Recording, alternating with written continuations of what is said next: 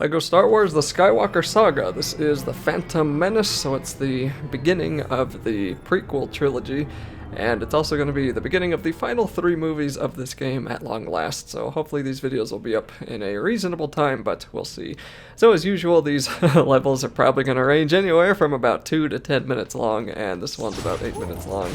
8.5, I guess, and it is the beginning of actually some of the first good LEGO games. I'm pretty sure Traveler's Tale's first LEGO game was LEGO Star Wars, and that was about the prequel trilogy, and this is kind of similar to how that one started, although we were already in the meeting room in the first game, but, you know, there's no reason for me to compare everything to the original, because I'm just going to be doing that forever if I do.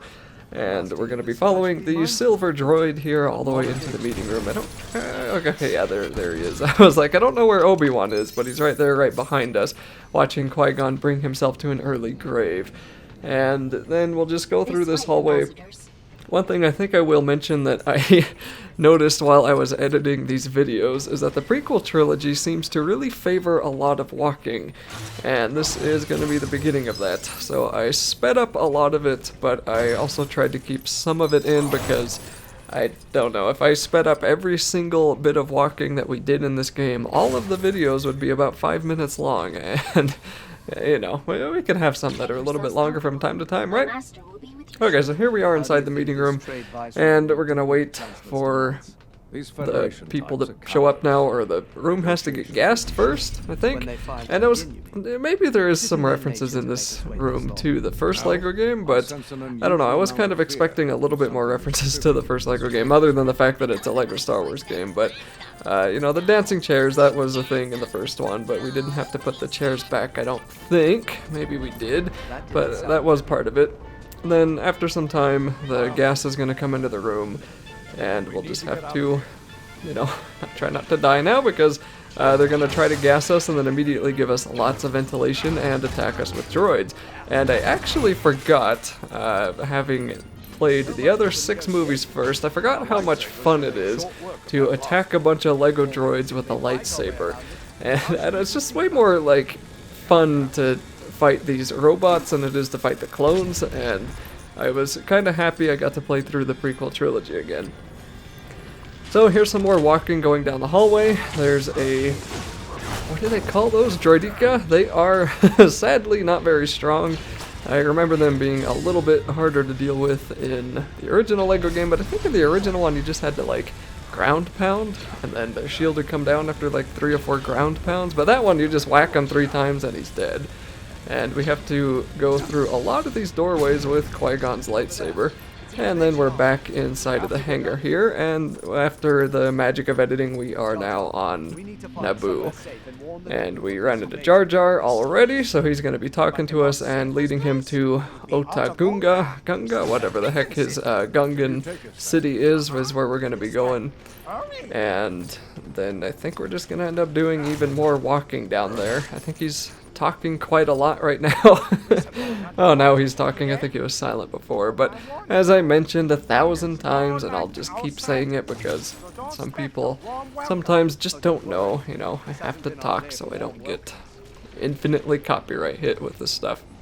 And it's not even like Jar Jar talking. I mean, maybe they'd come after that, but it's just the music, the endless Star Wars music playing in the background. That is so heavily copyrighted for good reason.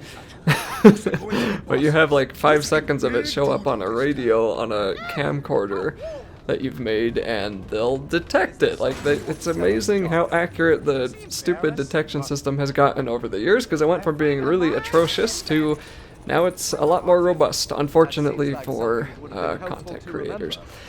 Okay, so we are here in the Gungan city, and yet again, there's just more walking. There's really not a whole lot of excitement going on in this level. And I think we end the level with the underwater submarine with the fish, and I think we actually have to fight the fish, but for now really it's just a lot of walking, and the city does look cool. I always thought the city looked pretty good.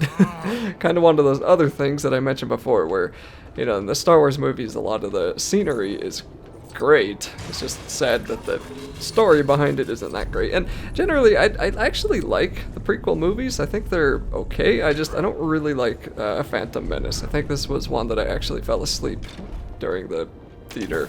when I was a kid, and I never fell asleep, so, like, I never slept as a kid, so, and this one put me to sleep, so that was very weird. And then even one of my friends said that this was his favorite movie because he used to watch it before bed, and I was like, aha, so you admit it put you to sleep too. But I do like the second and the third movie of the prequels. Those ones I think are probably a little better than people give them credit for. But anyway, we're going to skip more cutscenes, and then we just have to keep walking through the cities. And I think now we're heading to the submarine, or maybe the king. I'm not actually sure if we've talked to him yet. And I noticed that we need to come down here so we can actually just take a shortcut. Jump down onto this platform.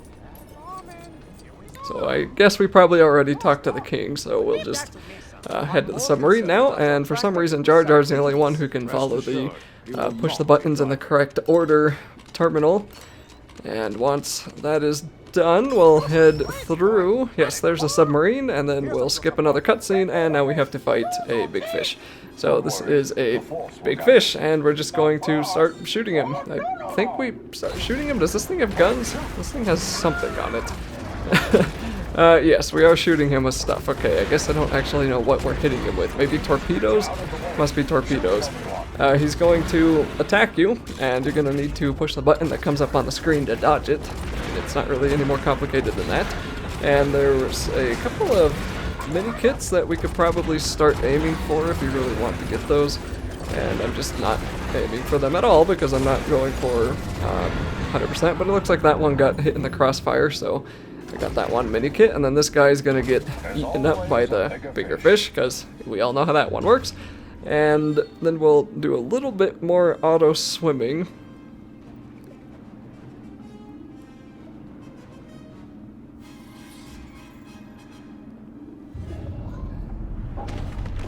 And then we'll get attacked almost by an even bigger fish, or is that the same guy? I'm not sure. The power's gonna go out, you know, all the stuff that happens in the movie.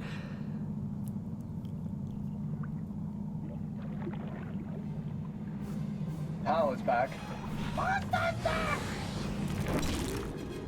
And that fish looked like he was pretty far off from being able to actually hit us, and then he's not nearly as big as he looked in that little cutscene. So he's going to be swimming behind us, but he's got a lot less health than that first fish we were fighting. So we just start shooting him like we were before and get his health to go down.